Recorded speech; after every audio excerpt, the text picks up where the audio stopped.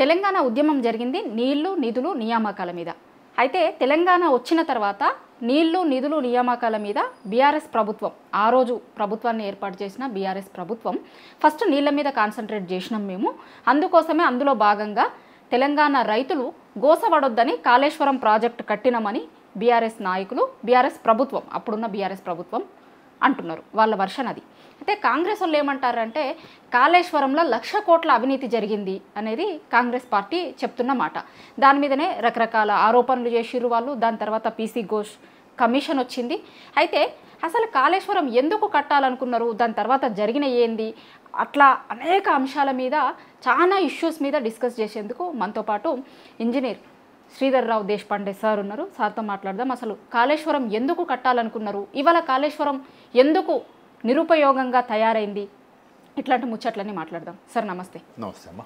First BRS party చెప్తున్న version, Congress party చెప్తున్న వర్షన్స్ని అటు ఉంచితే ఒక ఇంజనీర్గా అసలు కాళేశ్వరం ఎందుకు కట్టాలనుకున్నారు? కాళేశ్వరం ఎందుకు కట్టాలనుకున్నారంటే ఉమ్మడి రాష్ట్రంలో జలయజ్ఞంలో భాగంగా రాజశేఖర రెడ్డి ప్రభుత్వం ఏదైతే ప్రణహిత చేవెళ్ళ సుజల స్రవంతి ప్రాజెక్టుని ప్రారంభించిందో ఆ ప్రారంభించిన ప్రాజెక్టులో నీళ్లు తీసుకునే ఏదైతే బ్యారేజ్ ఉందో తుమ్మిడెట్టి దగ్గర బ్యారేజ్ కట్టాల్సి ఉండే, ఆ బ్యారేజ్ని కట్టలేదు వాళ్ళు. 10 ఏళ్ల పాటు వాళ్ళు అధికారంలో ఉన్నప్పటికీ ప్రాజెక్టులో భాగంగా 28 ప్యాకేజీలుగా పనులను విభజించి టెండర్లు పిలిచి వాటిని గ్రౌండ్ చేసినా కూడా ఎక్కడి నుంచి అయితే మనం నీళ్లు తీసుకోవాలన్నాం, ప్రణయిత వార్ధ, బైన్గంగా వార్ధ 2 నదుల సంగమం, దాని తర్వాత బయలుదేరే నదిని ప్రణయిత అని పిలుస్తాం. అది కాళేశ్వరం దగ్గర గోదావరిలో కలుస్తుంది.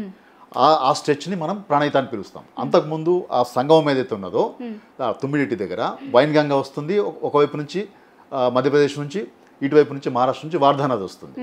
ఈ 2 నదుల సంగమం అనేది తుమ్మిడిటి దగ్గర మనకు బ్యారేజ్ని ప్రపోజ్ చేశారు. దాన్ని తుమ్మిడిటి బ్యారేజ్ అని అంటారు. 152 మీటర్ల ఎఫ్ఆర్ఎల్ తోటి అక్కడ బ్యారేజ్ కట్టాలనేది ఒక ప్రతిపాదన.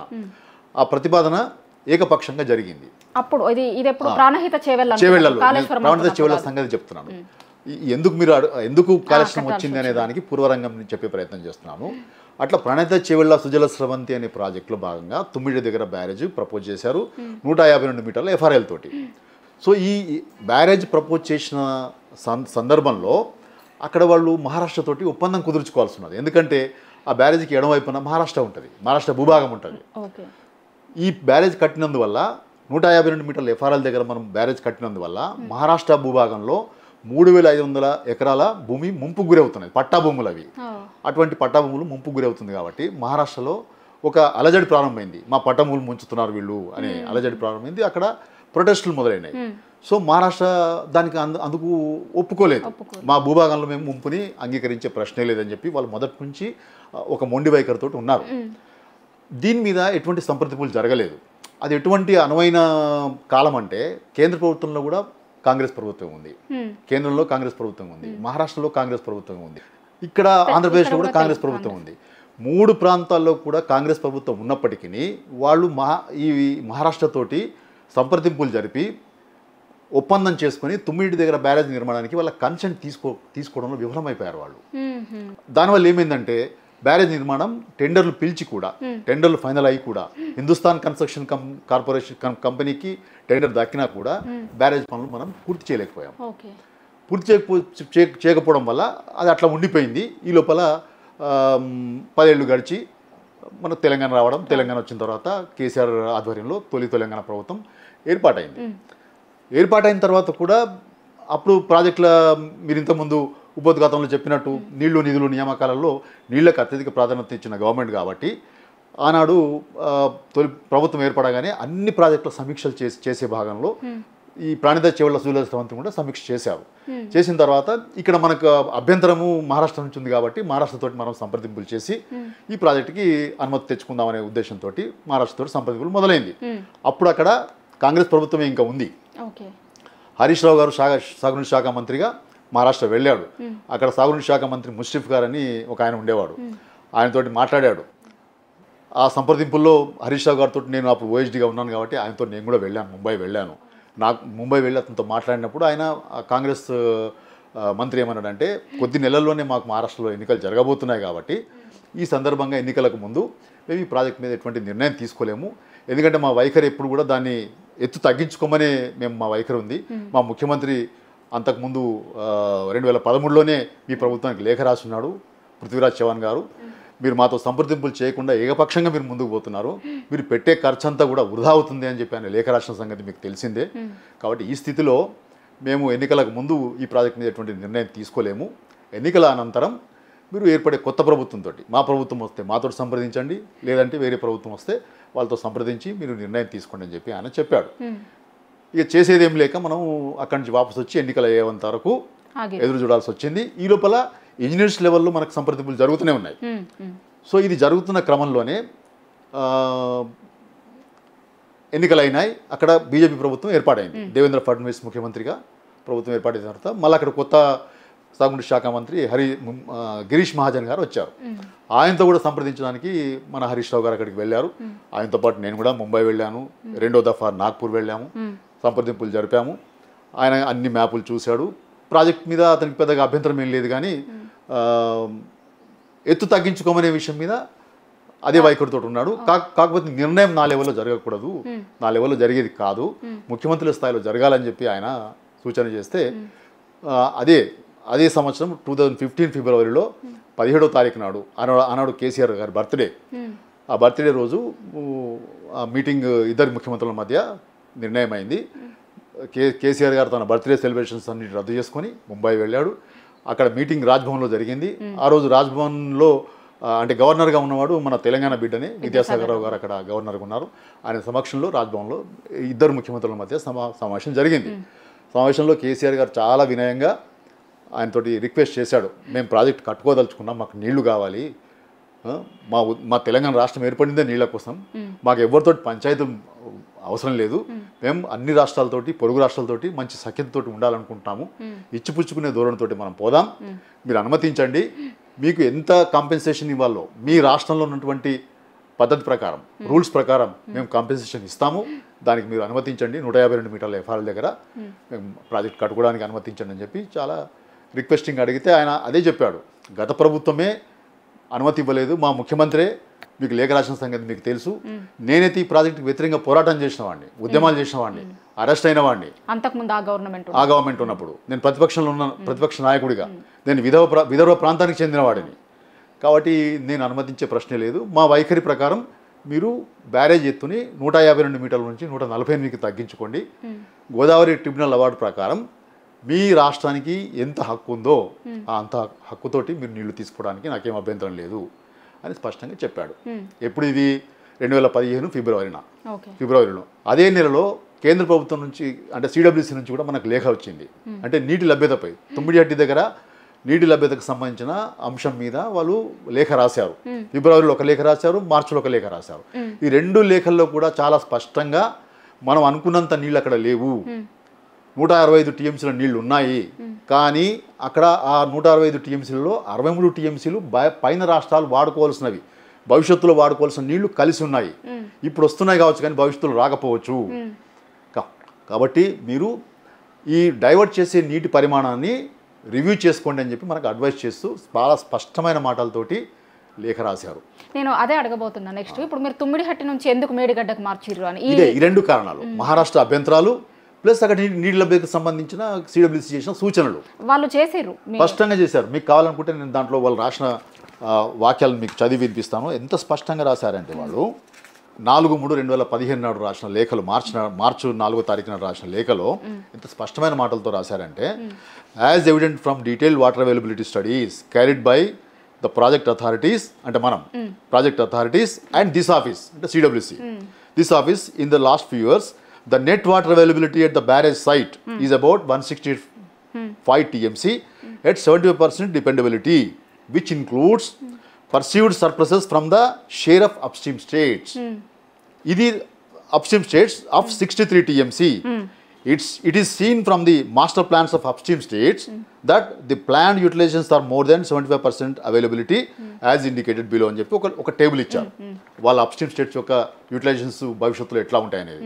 దాని తర్వాత ఇంకో పేరాలో ఈ రకంగా రాశారండి, as such the availability of surpluses from upstream states as estimated at barrage site may not be, చాలా స్పష్టంగా ఈ మాటలు మీరు గుర్తుంచుకోవాలి, may not be reliably available in future.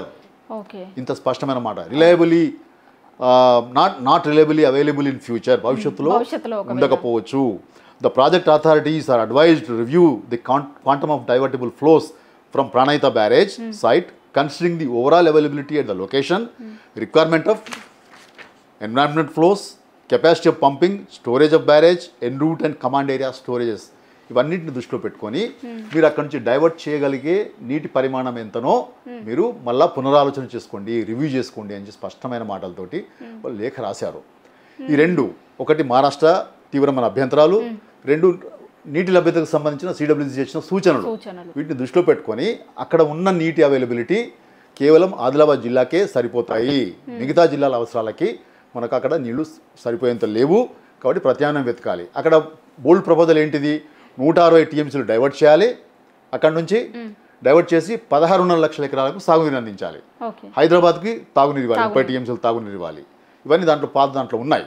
So అంత పెద్ద ఎత్తున నీటిని తరలించుకుపోయే స్కీమ్లో వాటర్ అవైలబిలిటీకి సంబంధించిన ఇష్యూస్ వాళ్ళు లేవనెత్తిన తర్వాత ఒక మహారాష్ట్ర దాన్ని ఎత్తు తగ్గించుకోమంటుంది. కాబట్టి ఆ తగ్గించుకునే ఎత్తు దగ్గర మనకు 40 టీఎంసీల కంటే మించి డైవర్ట్ చేయడానికి అక్కడ అవకాశం లేదు. ఇవి ప్రాజెక్ట్ సిమ్యులేషన్ స్టడీస్లో తేలిన విషయాలు. ఇవన్నీ బేరీజ్ వేసుకొని మనం ప్రత్యామ్నాయం వెతకాల్సి వచ్చింది. అయితే అక్కడ మనం బ్యారేజ్ని అబెండన్ చేయలేదు, 9 దగ్గర బ్యారేజ్ కట్టుకొని అక్కడ మనం ఆదిలాబాద్ జిల్లా అవసరాలకు తగినంతగా నీళ్ళు అవైలబుల్ ఉంది కాబట్టి వాటిని వాడుకుందామనే ఆలోచనతో ఉన్నారు అక్కడ. అది వేరే కదా, దానికి సంబంధించి వేరే సందర్భంలో మాట్లాడుకోవచ్చు. 9 ఎందుకు కట్టలేకపోయారంటే అక్కడ సమస్యలు వేరే ఉన్నాయి. దానికి బదులుగా ఈ వార్దా రివర్ అని చెప్పాను కదా, వార్దా రివర్ మీదనే మనం ఒక బ్యారేజ్ ప్రపోజ్ చేసి అక్కడ నుంచి నీళ్ళు తీసుకుందామనే ఆలోచనతో ఒక లింక్ కాలువ, ఇప్పుడు ఏదైతే 75 కిలోమీటర్లు తవ్వారు 9 సైట్ నుంచి, ఆ లింక్ కాలువకి మనం కలుపుకొని మనము తవ్విన కాలువను ఉపయోగించుకుందామనే ఆలోచనతో ఈ 9 దగ్గర ఉన్న సాంకేతిక సమస్యలను అధిగమించడానికి వార్దా బ్యారేజ్ని ప్రపోజ్ చేసాము. అది వేరే కథ. అయితే 9 దగ్గర మనకు అవైలబిలిటీ లేదు, మహారాష్ట్ర అభ్యంతరాలు ఉన్నాయి.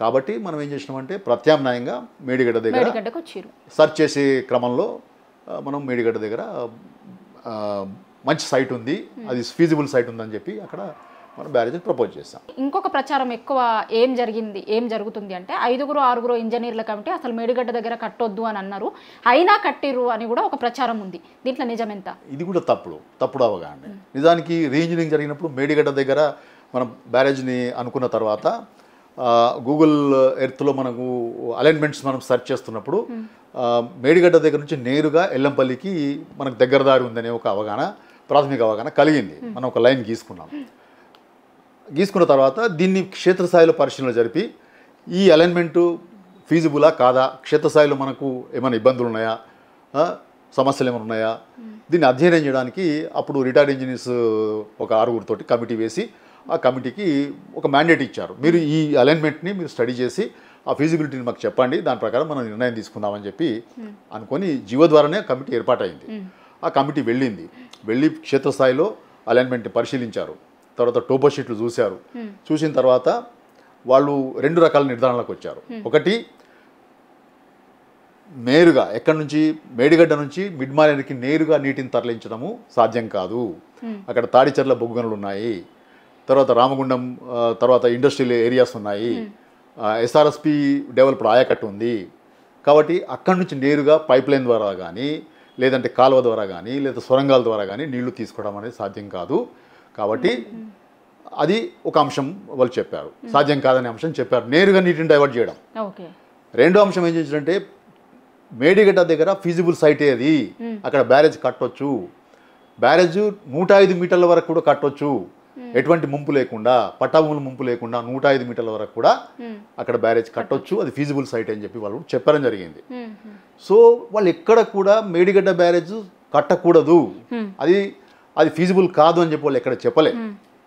అయినా కూడా వాళ్ళ మాటల్ని వక్రీకరించి వాళ్ళు కట్టొద్దని చెప్పినా కూడా వాళ్ళు కట్టొద్దని చెప్పినా కూడా కట్టారని పదే చెప్పి వాళ్ళ మాటల్ని వక్రీకరించి ప్రజలకి ఒక అబద్ధాన్ని ప్రచారం చేశారు. నిజానికి వాళ్ళ రిపోర్ట్ కనుక చదివితే ఎక్కడ కూడా వాళ్ళు బ్యారేజ్ని వ్యతిరేకిస్తూ మాటలు రాసిన ఒక్క మాట కూడా దాంట్లో లేదు.